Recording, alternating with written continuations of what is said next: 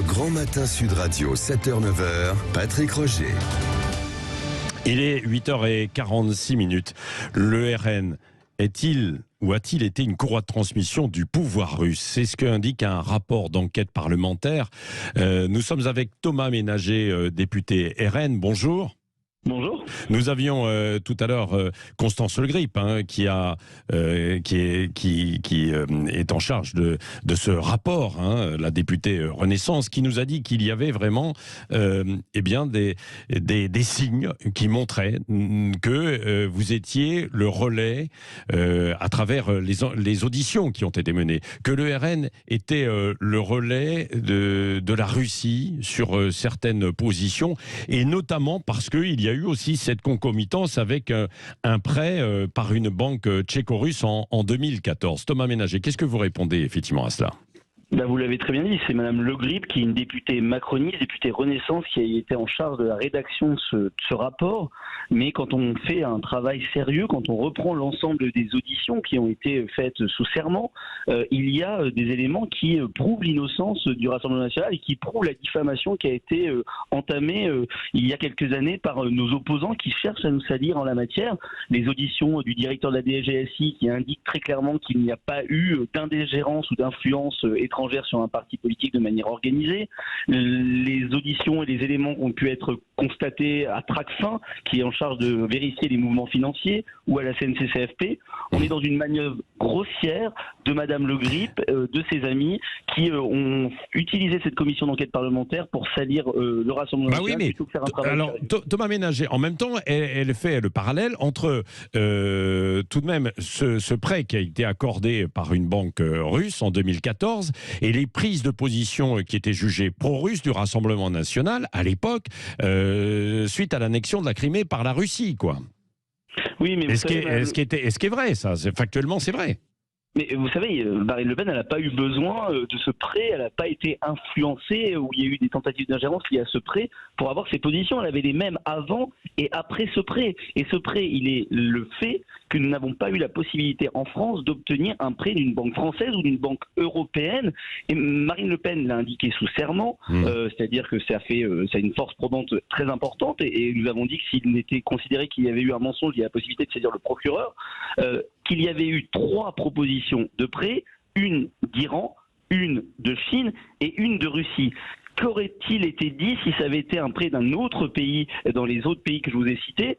Aujourd'hui, nous avons toujours dit que nous, si une banque française voulait racheter le prêt, reprendre le prêt, nous y étions favorables. Nous avons interpellé à plusieurs reprises le président de la République, Emmanuel Macron, qu'il y ait une banque de la démocratie pour éviter ce type de fait. Mais dans tous les cas, ce prêt n'a eu aucune influence, et Madame Le Grip est quand même assez marrante sur ce coup, puisqu'elle était les Républicains jusqu'à l'année dernière, et les Républicains ont eu des positions équivalentes à celles du Rassemblement national vis-à-vis de la Russie, vis-à-vis notamment des sanctions économiques qui n'ont jamais eu les effets escomptés. Ouais. Bon, en conclusion, Thomas Ménager, comment vous jugez ce rapport qui avait été demandé par le RN, c'est ce qui est un peu cocasse évidemment, par le président de la commission, Jean-Philippe Tanguy?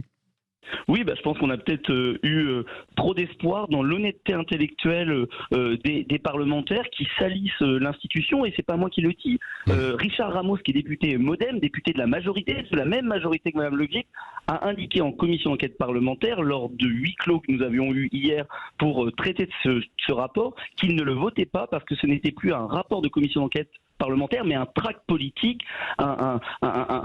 visant à salir le Rassemblement national. La France insoumise ne l'a pas voté non plus parce qu'ils ont bien indiqué que c'était lacunaire et qu'il y avait, comme on le voit, des oublis, notamment vis-à-vis des ingérences américaines, qu'il y avait, selon Madame Le Grip, uniquement des ingérences russes et uniquement des ingérences sur le Rassemblement national. C'est bien la preuve qu'elle n'était pas là pour faire un travail sérieux, mais pour essayer de nuire au Rassemblement national, ce qu'essaie de faire actuellement la Macronie. Oui, merci Thomas Ménager d'avoir réagi en direct ce matin sur Sud Radio.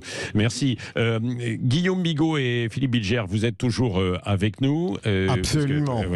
Tous les deux. Je confirme. D'un mot de commentaires sur à la fois ces 2 interviews et ce rapport. Guillaume Bigot. On a caché l'essentiel de ce rapport et des conclusions de ce rapport. Les conclusions de ce rapport, c'est que s'il y a un État qui s'ingère en France matin, midi, soir, constamment, qui épie le téléphone portable des dirigeants, qui casse le bras des dirigeants, qui utilise son droit pour forcer la politique économique, la politique étrangère de la France. Ces pays s'appellent les États-Unis d'Amérique. Ça a été parfaitement révélé, et pas par le Rassemblement national, mais par Jean-Pierre Chevènement qui a témoigné, par François Fillon qui a témoigné. Voilà, ça c'est quand même l'éléphant au milieu de la pièce. Oui, mais non, mais vous déportez le sujet là. Non, mais c'est assez intéressant. Non, c'est pas moi qui déporte le sujet. C'est la politique, la petite popole politicienne parisienne qui détourne le sujet parce qu'on en arrive à cette histoire de Crimée. En fait, l'histoire de Crimée, c'est très simple.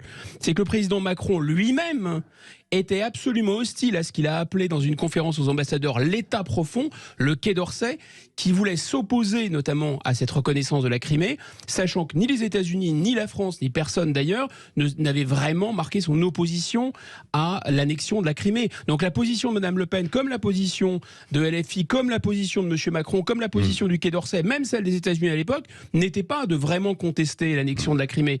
Donc on voit bien que ça, c'est tout à fait anecdotique. L'éléphant dans la pièce, c'est l'influence des États-Unis, et on la voit encore.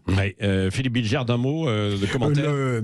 On n'a pas besoin d'être hostile aux États-Unis pour considérer que la mise en cause du Rassemblement national par cette commission, j'ose le terme, est totalement extravagante.